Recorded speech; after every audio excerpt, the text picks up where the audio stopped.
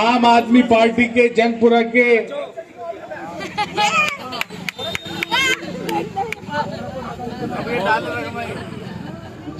के विधायक परवीन कुमार जी मौजूद हैं।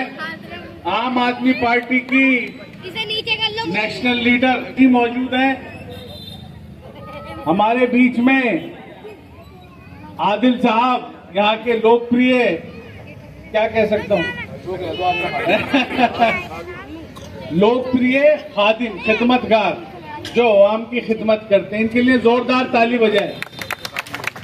और पूरा संगठन मौजूद है। एक एक आदमी जो यहाँ मौजूद है वो आम आदमी पार्टी की मोहब्बत में और अरविंद केजरीवाल जी की मोहब्बत में जो उन्होंने काम किए हैं पिछले 10 साल में, आज उनसे लोग इतनी मोहब्बत करते हैं। ये आज जो आप सब लोग यहाँ इकट्ठे अरविंद केजरीवाल जी के लिए तो इकट्ठे हैं, है नहीं है?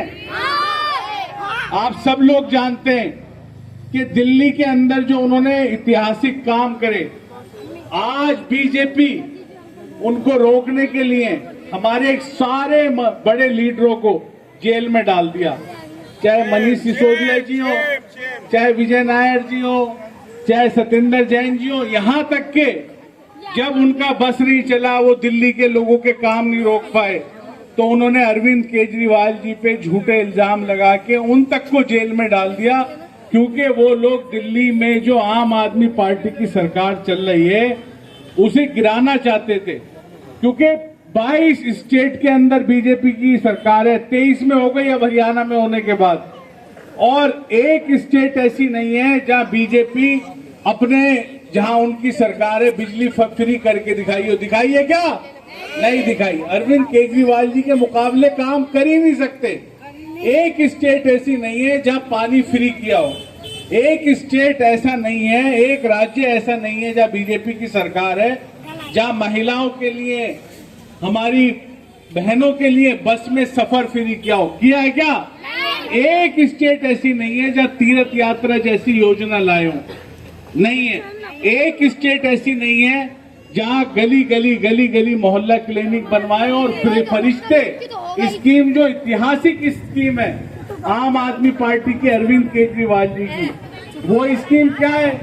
अगर कोई आदमी यूपी में रहता हो, बिहार में रहता हो, बंगाल में रहता हो, मद्रास में रहता हो, कश्मीर में रहता हो, यहाँ तक के अमेरिका जापान में रहता हो, अगर दिल्ली आता है और खुदा ना खास्ता उसके साथ कोई हादसा पेश आ जाता है, तो उसका इलाज कराने के लिए जो उसे अस्पताल लेके जाएगा उसको तो फरिश्ते का सर्टिफिकेट मिलेगा और 2000 रुपए मिलेंगे, और उस शख्स के इलाज में 1 रुपए से लेके 1 करोड़ रुपए तक का जितना खर्चा आएगा उसे अपने घर की तरफ, अपने स्टेट की तरफ, अपने मुल्क की तरफ देखने की जरूरत नहीं है। अरविंद केजरीवाल सरकार उसका पूरा का पूरा खर्चा उठाएगी। ये स्कीम है अरविंद केजरीवाल की। आज मैं आप लोगों के बीच में आया हूं, हमारे सारे लीडर, सारे एमएलए, सारे मंत्री, एक एक कार्यकर्ता जनता के बीच में जा रहे हैं, अरविंद केजरीवाल जी का संदेश लेके जा रहे हैं। उन्होंने जो चिट्ठी लिखी है उसको लेकर जा रहे हैं। बीजेपी ने पूरी कोशिश की, इतनी कोशिश की कि अरविंद केजरीवाल जी को झूठे इल्जाम लगा के जेल भेज दिया, लेकिन अरविंद केजरीवाल जी ने इतिहास बना के दिखाया है, हिंदुस्तान को नहीं पूरी दुनिया को। उन्होंने जेल में रहकर सरकार चला के दिखाई, इस्तीफा नहीं दिया। उनके लिए जोरदार ताली तो बजा दो। और जेल से रिहा होने के बाद जब वो बाहर आए तो उन्होंने, उनसे रहा नहीं गया, उन्होंने बाहर आके कहा कि मुझ पे बीजेपी ने झूठे इल्जाम लगाए और टीवी पे रोज ही चलाया है जी, रोज ही चलाया है। चलाया नहीं चलाया? टीवी पे, फेसबुक पे। उन्होंने कहा मैंने अपनी जिंदगी में कुछ नहीं कमाया, मैंने अपनी जिंदगी में कोई बेईमानी नहीं करी। IRS अधिकारी थे, इनकम टैक्स के अंदर कोई, आप सब लोग जानते हो, अगर एक छोटा सा इंस्पेक्टर भी इनकम टैक्स का किसी दुकान वाले पे आ जाता है तो लाखों रुपए ले जाता है, रिश्वत के ले जाता नहीं, और लोग डरते और हैं। उन्होंने जब वहां भ्रष्टाचार बंद नहीं कर पाए, उन्होंने इस्तीफा दिया और उन्होंने रास्ता चुना ईमानदारी का, सच्चाई का, खिदमत का। 2012 याद होगा सब लोगों को, जब हमारी आम आदमी पार्टी का जिक्र भी नहीं था, फिक्र भी नहीं था, पार्टी भी नहीं थी, उस दौरान जब दूसरी सरकार होती थी तो बिजली वाले आ जाते थे लोगों के घरों पे और बिजली के मीटरों की चेकिंग के बहाने छापे मारते थे और लाखों लाखों रुपए का बिल बनाते थे। और लोगों जब जमा नहीं करा पाते थे वो कहते थे या तो सेटिंग कर लो या जमा करा दो, और जब लोग जमा नहीं करा पाते थे उनकी बिजली काट देते थे। नहीं काट देते थे। और अरविंद केजरीवाल जी वो शख्स हैं, वहां जाते थे, सीढ़ी लगाते थे और उनकी लाइनें जोड़ते थे।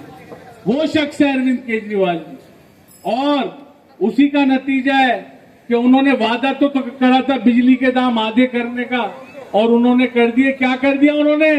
200 यूनिट तक बिजली फ्री कर दी और 400 यूनिट तक बिजली के दाम आधे कर दिए। तो उन्होंने जब वो बाहर आए जेल से, मैं आपको बता रहा था, तो उन्होंने कहा मुझ पे जो इल्जाम लगाया इन्होंने वो बर्दाश्त नहीं होता। एक सच्चे ईमानदार आदमी को अगर कोई बेईमान कहे, झूठा कहे, चोर कहे, उससे बर्दाश्त नहीं होता। ये आत्मसम्मान ही तो आदमी के पास। तो उन्होंने कहा कि मैं ये केस 10 साल चले, 15 साल चले, अदालतों में तो इतने ही चलते हैं ये केस।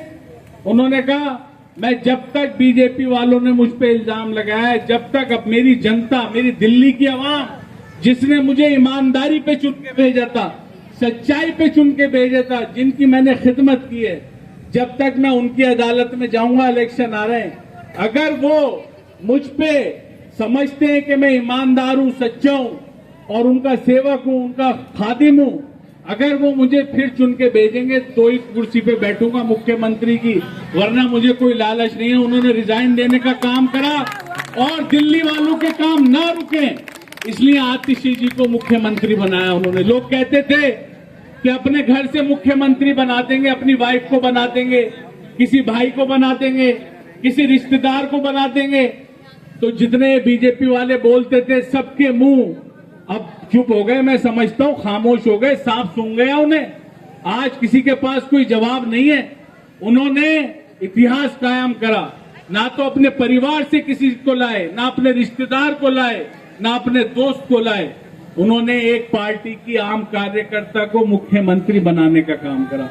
ये एक इतिहास है। और इस्तीफा तो वो ये कहते हैं कि मैं अपनी जेब में रख के चलता हूं, और मुख्यमंत्री का लालच नहीं है। मंत्री मुख्यमंत्री बनने नहीं आए थे हम आए थे राजनीति बदलने, हम आए थे ईमानदारी से सरकार चलाने के लिए, हम आए थे व्यवस्था बदलने के लिए, जो सरकार में रिश्वतखोरी की व्यवस्था है उसको खत्म करने के लिए। तो उसी रास्ते के ऊपर आज अरविंद केजरीवाल जी चल रहे हैं।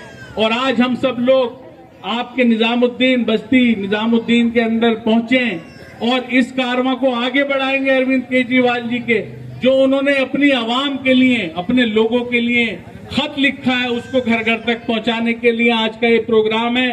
तो मैं चाहूंगा आप लोग सब भी हमारे और अरविंद जी के इस कारवां को आगे बढ़ाएं, क्योंकि मैं निजामुद्दीन दरगाह है यहाँ पर पास आया हूँ, हजरत ख्वाजा निजामुद्दीन औलिया रहमतुल्लाह अलैह का उर्स चल रहा है, उर्स मुबारक।